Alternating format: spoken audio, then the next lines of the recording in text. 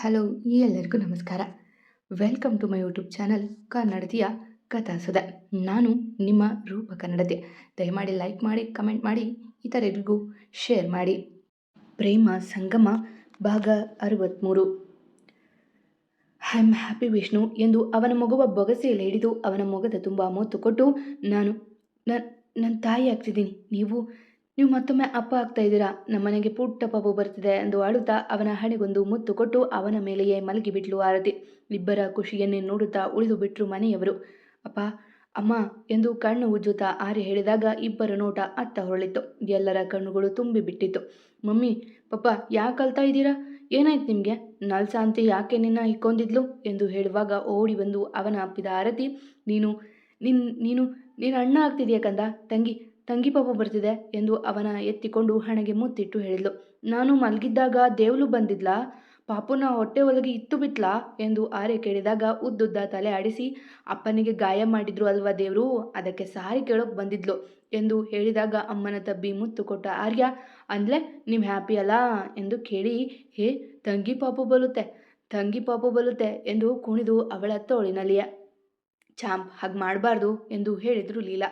ಹೌದಾ, ತಂಗಿ ಪಾಪು ಯಾವಾಗ ಬರುತ್ತೆ ಮನೆಗೆ ಎಂದು ಮುದ್ದಾಗಿ ಕೇಳಿದ್ದ ಅಮ್ಮನ. ಪಾಪು ಇನ್ನೂ ಪುಟ್ಟದಿದೆ ಕಂದ, ಅದು ಸ್ವಲ್ಪ ಬಿಗ್ಗಾಗಬೇಕು ಅಲ್ವಾ, ನಿನಗೆ ಕೈಯಲ್ಲಿ ಎತ್ತಿಕೊಳ್ಬೇಕು ಅಲ್ಲ ಎಂದು ಆರತಿ ಹೇಳಿದಾಗ ನಕ್ಕು ತಲೆ ಆಡಿಸಿ, ಓಕೆ ಮಮ್ಮಿ, ಮತ್ತೆ ದೇವಲು ಬಂದರೆ ಹೇಳಿ ಆತ, ನಾನು ಅವಳಿಗೆ ಥ್ಯಾಂಕ್ ಯು ಹೇಳ್ತೀನಿ ಎಂದು ಹೇಳಿದಾಗ ನಕ್ಕು ಅವನ ಕೆನ್ನೆಗೆ ಮುತ್ತು ಕೊಟ್ಲು. ಆರು, ನೀನು ರೆಸ್ಟ್ ಮಾಡಬೇಕು ಅಂತ ಡಾಕ್ಟರ್ ಹೇಳಿಲ್ವಾ? ಬಾ, ಇವತ್ತು ರೆಸ್ಟ್ ಮಾಡು, ನಾಳೆ ಇಲ್ಲಿಯೇ ಗೈನೋ ಬಳಿ ಚೆಕಪ್ ಮಾಡಿಸೋಣ ಎಂದು ಲೀಲಾ ನಿಂತೆ ಇದ್ದವಳ ನೋಡಿ, ಹಾಂ ಅತ್ತೆ ಎಂದು ವಿಷ್ಣು ಕಡೆಗೆ ಬಂದವಳು ಆರ್ಯನ ವಿಷ್ಣು ಬಳಿ ಕೂರಿಸಿ, ಚಾಂಪ್ ನೋಡಿ, ಅಪ್ಪ ಹುಷಾರಾಗಿದ್ದಾರೆ, ಎಷ್ಟು ಆರಾಮಾಗಿದ್ದಾರೆ ಅಲ್ವಾ, ನೀವು ಅಳಬಾರ್ದು ಎಂದು ಹೇಳಿದ್ಲು. ವಿಷ್ಣು ತಲೆ ಸವರಿ, ಪಪ್ಪ ನಾನು ತುಂಬ ಹತ್ತು ಬಿತ್ತೆ ಗೊತ್ತಾ, ನೀವು ದೇವಲ ಎಂದು ಆರ್ಯ ಹೇಳುವಾಗ ಅವನ ಬಾಯಿ ಮುಚ್ಚಿ, ನೀನು ಹತ್ತಿದ್ದು ಕೇಳಿಯೇ ದೇವರು ಬಂದಿದ್ದಾರೆ ಕಂದ, ನೋಡು ಈಗ ಅಪ್ಪನಿಗೆ ಜಾಸ್ತಿ ಮಾತನಾಡಿಸ್ದೇ ಇರಬೇಕು ಆಯ್ತಾ ಎಂದು ಹೇಳಿದ್ಲು ಆರತಿ. ಪಾ, ಐ ಮಿಸ್ ಯು, ಬೇಗ ಹುಷಾರಾಗ್ಯಾತ ಎಂದು ಹೇಳಿದ ಅಪ್ಪನ ಕೆನ್ನೆಗೆ ಮುತ್ತು ಕೊಟ್ಟು, ನಿಮ್ಮ ಜೊತೆ ಆಟ ಆಡಬೇಕು ಅಲ್ವಾ ಮಗನೇ, ಅದಕ್ಕೆ ಆದರೂ ಹುಷಾರಾಗುವೆ ಎಂದು ಹೇಳಿದ ವಿಷ್ಣು ತಾನು ನಗುತ್ತಾ. ಗುಡ್ ನೈಟ್ ಪಪ್ಪ, ಮಕ್ಕೋಲಿ ಎಂದು ಹೇಳಿ ಅಮ್ಮನ ಕೈ ಹಿಡಿದು, ನಾವು ಆಚೆ ಇದ್ದೀವಿ ಆತ, ನೀವು ಹುಷಾರಾಗಿ ಬನ್ನಿ ಎಂದು ಹೇಳಿ ನಡೆದ ಆಚೆಗೆ. ನನ್ನ ಮಗ ಸಾಕು ನಾನು ಹುಷಾರಾಗೋದಿಕ್ಕೆ ಎಂದು ವಿಷ್ಣು ನಗುತ್ತಾ ಮಲಗಿದ. ಆಚೆ ಬಂದ ಆರತಿ ಆರ್ಯನ ನೋಡಿದ್ಲು. ತಂಗಿ ಪಾಪು ಬರುತ್ತೆ ಎಂದು ಬಹು ಖುಷಿಯಾಗಿ ಇದ್ದಾನವ. ಅಪ್ಪ, ಅಮ್ಮ, ಅತ್ತೆ, ಮಾವ ಎಲ್ಲರಿಗೂ ಹೇಳೋದೊಂದು, ಡಾಕ್ಟರ್ ಹೇಳಿದ ವಿಷಯ ವಿಷ್ಣುಗೆ ಗೊತ್ತಾಗೋದು ಬೇಡ ಎಂದು ಹೇಳಿದ್ಲು ಮಗನ ತಲೆ ಸವರಿ. ಯಾಕೆ ಯಾರು, ಅವನಿಗೂ ತಿಳಿದಿದ್ರೆ ಒಳ್ಳೇದಲ್ವಾ ಎಂದು ಹೇಳಿದ್ರು ರಮೇಶ್. ಬೇಡ ಮಾವ, ಹೇಗಿದ್ರು ನಾವು ಒಂದೇ ಮಗು ಸಾಕು ಅಂತ ಡಿಸೈಡ್ ಆಗಿದ್ವಿ, ಈಗ ಆಗಿರುವ ವಿಷಯದಿಂದ ನಮಗೇನು ತೊಂದರೆ ಇಲ್ಲ ಅಲ್ಲವಾ ಎಂದು ಗಂಭೀರವಾಗಿ ಹೇಳಿದಾಗ ಏನೂ ಹೇಳಲಿಲ್ಲ ಉಳಿದವರು. ಸರಿ ಆರ್ತಿ, ಆದರೆ ಡಾಕ್ಟರ್ ಇದು ಕನ್ಫರ್ಮ್ ಸಹ ಮಾಡಿಲ್ಲ, ನೀನು ಆದಷ್ಟು ರೆಸ್ಟ್ ಮಾಡಬೇಕು, ನಾಳೆ ಡಿಸ್ಚಾರ್ಜ್ ಮಾಡಿಸೋಣ, ಆದರೆ ಅಲ್ಲಿವರೆಗೂ ನೀನು ಮನೆಗೆ ಹೋಗಿ ವಿಶ್ರಾಂತಿ ಮಾಡು ಎಂದು ಹೇಳಿದ್ರು ಲೀಲಾ. ಇಲ್ಲ ಅತ್ತೆ, ವಿಷ್ಣು ಬಿಟ್ಟು ನಾನು ಹೋಗೋದಿಲ್ಲ ಎಂದಳು ಅಲ್ಲೇ ಕುಳಿತುಕೊಳ್ಳುತ್ತಾ. ಬೇಡಮ್ಮ, ಈ ಪರಿಸ್ಥಿತಿಯಲ್ಲಿ ಇಲ್ಲಿರೋದು ಸರಿಯಲ್ಲ, ಮನೆಗೆ ಹೋಗು, ನಾನು ಅವರು ಇರ್ತೀವಿ, ನಾಳೆ ತಿಂಡಿ ಮಾಡಿಕೊಂಡು ಬಾ, ಇಲ್ಲಿ ಟೆಸ್ಟ್ ಮಾಡಿಸಿ ಎಲ್ಲ ಒಟ್ಟಿಗೆ ಹೋಗೋಣ ಎಂದು ಹೇಳಿದಾಗ ತಲೆ ಆಡಿಸಿ ಅಪ್ಪ ಅಮ್ಮ ಮಗನ ಜೊತೆಗೆ ಮನೆಗೆ ನಡೆದಳು ಆರತಿ. ಆತಂಕದಿಂದಲೇ ಹಾಸ್ಪಿಟಲ್ ಸೇರಿದವರು ಸಂಭ್ರಮದಿಂದ ಮನೆಗೆ ವಾಪಸ್ ಬಂದರು. ಮಾರನೇ ದಿನ ಬೇಗನೆ ಎದ್ದು ಎಲ್ಲ ಕೆಲಸ ಮುಗಿಸಿಕೊಂಡು ಹೊಟ್ಟೆಗೆ ಒಂಚೂರು ಊಟ ಹಾಕಿಕೊಂಡು ಅತ್ತೆ ಮಾವನಿಗೂ ಡಬ್ಬಿ ತುಂಬಿಕೊಂಡು ಹೊರಟಳು. ಅಪ್ಪ, ಎಷ್ಟು ಖುಷಿ ಆಗ್ತಿದೆಯೋ ಅಷ್ಟೇ ದುಃಖ ಆಗ್ತಿದೆ ಎಂದಳು ಅಪ್ಪನ ಹೆಗಲಿಗೆ ಹೊರಗೆ.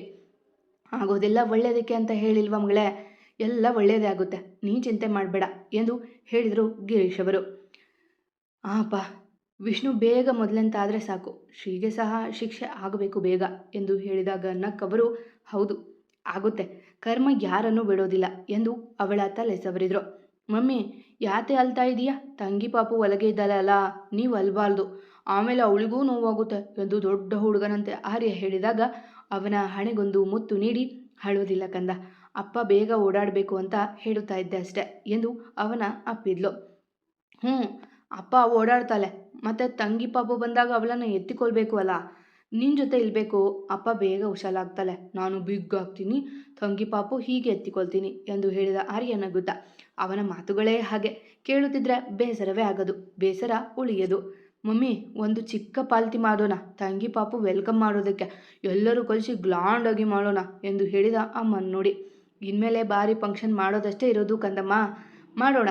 ಆದರೆ ಮೊದಲು ಬ್ಯಾಡ್ ಬಾಯ್ ಶ್ರೀ ಅಂತಲ್ಲಿ ಪನಿಷ್ ಮಾಡಬೇಕಲ್ವಾ ಎಂದು ಹೇಳಿದಾಗ ಎದ್ದು ಕುಳಿತು, ಅಪ್ಪ ಬೇಗ ಹುಷಾರಾದ್ಮೇಲೆ ಅವಳೇ ಡಿಶುಮ್ ಡಿಶುಮ್ ಮಾತಾಳೆ, ಅಪ್ಪ ತುಂಬ ಸ್ಟ್ರಾಂಗ್ ಇದ್ದಾಳೆ ಎಂದು ಹೇಳಿದಾಗ ನಕ್ಕು ಹಾಂ ಎಂದಳು. ಅಷ್ಟರಲ್ಲಿ ಹಾಸ್ಪಿಟಲ್ ತಲುಪಿದ ಕಾರಣ ಮೊದಲು ಅತ್ತೆ ಮಾವನಿಗೆ ತಿಂಡಿ ಕೊಟ್ಟು ವಿಷ್ಣು ನೋಡಲು ಹೋದರು. ಗುಡ್ ಮಾರ್ನಿಂಗ್ ವಿಷ್ಣು, ಹೇಗಿದ್ದೀರಾ ಇವಾಗ ಎಂದು ಕೇಳಿದಳು ಮೆಲ್ಲಗೆ ಅವನ ತಲೆ ಸವರಿ. ಐ ಆಮ್ ಫೈನ್ ಆರು, ನೀನು ಹೇಗಿದ್ದೀಯಾ? ಡಾಕ್ಟರ್ ಏನು ಹೇಳಿದರು ಎಂದು ಕೇಳಿದ ಅವಳ ಕೈ ಹಿಡಿದು. ಈಗಷ್ಟೇ ಬಂದಿದ್ದು, ಅಲ್ಲಿಗೆ ಹೋಗಬೇಕು, ಮಾವ ಅಪಾಯಿಂಟ್ಮೆಂಟ್ ತಗೊಂಡಿದ್ದಾರೆ, ನೀವು ಟೆನ್ಷನ್ ಮಾಡ್ಕೋಬೇಡಿ ಎಂದು ಅವನಿಗೆ ಮೆಲ್ಲಗೆ ತಿಂಡಿ ತಿನ್ನಿಸಿದ್ಲು. ಅಪ್ಪ ನೀವು ಬೇಗ ಹುಷಾರಾಗಬೇಕಾತಾ, ಮತ್ತು ತಂಗಿ ಪಾಪು ಹೇಗೆ ಕೋತೀರಾ ಎಂದು ಅಪ್ಪನ ಇನ್ನೊಂದು ಬುದಿಗೆ ಕುಳಿತು ಕೇಳಿದ ಮಗನ ನೋಡಿ. ನನ್ನ ಮಗ ಇದ್ದಾನೆ ಅಲ್ವಾ ಸ್ಟ್ರಾಂಗ್ ಬಾಯ್, ತಂಗಿ ಪಾಪು ಅವನು ಹಿಡ್ಕೋತಾನೆ ಎಂದು ನಕ್ಕ. ಮತ್ತೆ ನಾನು ತಂಗಿ ಪಾಪು ಹಿಡ್ಕೋತೀನಿ, ಆದರೆ ನನ್ನ ವರ್ಕ್ ಯಾರು ಮಾತಾಲೆ, ಸ್ಕೂಲ್ಗೆ ಯಾರು ಓದ್ತಾಳೆ, ತಂಗಿ ಪಾಪು ಬಿಗ್ ಆಗೋ ತನಕ ನಾನು ಲಜ್ಜೆ ಮಾಡ್ತೀನಿ ಎಂದು ಹೇಳಿದಾಗ ಮನಸಾರೆ ನಕ್ಕು ಬಿಟ್ಟರು ಗಂಡ ಹೆಂಡತಿ. ಆರು, ನನಗೆ ನಿನಗೆ ಬೇರೆ ಕೆಲಸ ಇರೋದಿಲ್ಲ ನೋಡಿ, ತಂಗಿ ಪಾಪು ಅವನು ನೋಡ್ಕೋತಾನೆ, ಅವನ ನೋಡಿಕೊಳ್ಳುವ ಕೆಲಸ ನಂಗೆ ಇರೋದಿಲ್ಲ ಎಂದು ಆರತಿಗೆ ನೋಡಿ ಹೇಳಲು, ಹೌದು ಮತ್ತೆ ಅವನೀಗ ಗುಡ್ ಬಾಯ್ ಆರ್ಯ, ನಿನ್ನೆ ಅಪ್ಪ ಬೇಕು ಅಂತ ಹತ್ತಿಲ್ಲ ಗೊತ್ತಾ, ನಾಳೆ ತಂಗಿ ಪಾಪು ಬಂದರೆ ಅವಳ ಜೊತೆ ಆಟ ಆಡ್ತಾ ಇರ್ತಾನೆ ಎಂದು ನಕ್ಕಳು. ಹಾಂ ಅವನು ಆಟ ಆಡಲಿ, ನಾವು ಮತ್ತೊಂದು ಪಾಪುಗೆ ಟ್ರೈ ಮಾಡೋಣ ಎಂದು ಹೇಳಿದಾಗ ಆರತಿಯ ಮುಖ ಇಳಿಯಿತು. ಆದರೆ ತೋರಿಸಿಕೊಳ್ಳದೆ, ಒಂದೇ ಮಗು ಸಾಕು ನಮಗೆ, ನೀವು ಮಗನ ಜೊತೆ ಮಾತಾಡ್ತಾ ಇರಿ ಎಂದು ಅವನ ಬಾಯಿ ವಿವರಿಸಿ ಅಲ್ಲಿಂದ ಹೊರಟು ಬಿಟ್ಟಳು. ಅವನ ಎದಿರು ಕಣ್ಣೀರು ಹಾಕಬಾರದು ಎಂದು. ಚಾಂಪ್, ನಿಮ್ಮ ಅಮ್ಮ ನಾಚಿಕೊಂಡು ಹೋಗ್ಬಿಟ್ಲು ಎಂದು ಹೇಳಿ ಮಗನ ಜೊತೆ ಆಡುತ್ತಾ ಕುಳಿತ ವಿಷ್ಣು.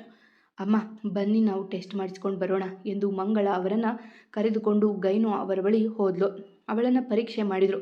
ಕೆಲವು ಮಾತ್ರೆಗಳ ಬರೆದು ಅವಳ ಕೈಗಿಟ್ಟು, ನಾನೇನೋ ಹೇಳ್ತೀನಿ, ಮನಸ್ಸನ್ನು ಗಟ್ಟಿ ಮಾಡ್ಕೊಳ್ಳಿ ಎಂದು ಹೇಳಿದರು ವೈದ್ಯರು.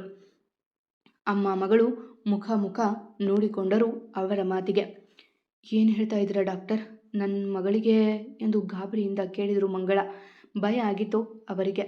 ಹೇ ಡೋಂಟ್ ವರಿ, ಇದು ಇವರ ಫಸ್ಟ್ ಪ್ರೆಗ್ನೆನ್ಸಿ ಅಲ್ವಾ ಎಂದು ಕೇಳಿದರು ಡಾಕ್ಟರ್. ಹೌದು ಡಾಕ್ಟರ್, ಯಾಕೆ ಏನಾದರೂ ತೊಂದರೆ ಇದೆಯಾ ಎಂದು ಆರತಿ ಸಹ ಕೇಳಿದಾಗ ನಕ್ಕು, ಕೂಲ್ ಡೌನ್, ಯಾಕೆ ಇಷ್ಟು ಗಾಬರಿ ಆಗ್ತಾ ಇದ್ದೀರಾ ಎಂದು ಕೇಳಿ ಅವಳ ರಿಪೋರ್ಟ್ ನೋಡುತ್ತಾ, ಆ್ಯಕ್ಚುಲಿ ಮೊದಲ ಪ್ರೆಗ್ನೆನ್ಸಿ ಎಲ್ಲರಿಗೂ ಫೇಲ್ಯೂರ್ ಆಗೋದಿಲ್ಲ, ಬಟ್ ನೀವು ಇನ್ನೂ ವೀಕ್ ಇದ್ದೀರಾ, ಹಾಗೆ ಮಗು 8 ವೀಕ್ಸ್ಗೆ ಎಷ್ಟು ಬೆಳೆಯಬೇಕೋ ಅಷ್ಟು ಬೆಳೆದಿಲ್ಲ, ಹಾಗಾಗಿ ನೀವು ತುಂಬ ಕೇರ್ ತಗೋಬೇಕು, ಅಥವಾ ನಿಮಗಿನ್ನೂ ವಯಸ್ಸಿರೋದ್ರಿಂದ ಅಬೋರ್ಟ್ ಆದರೂ ಮಾಡಿಸಬಹುದು ಎಂದು ಹೇಳಿದಾಗ ಹೆದರಿ ನಡುಗಿ ಬಿಟ್ಟಳು ಆರತಿ. ಡಾಕ್ಟರ್ ಏನು ಹೇಳ್ತಿದ್ದೀರಾ, ಮಗು ಇಲ್ಲ ನಾನು ತೆಗೆಸೋದಿಲ್ಲ ಎಂದು ಬಿಕ್ಕಿದಳು ಹೆದರಿ.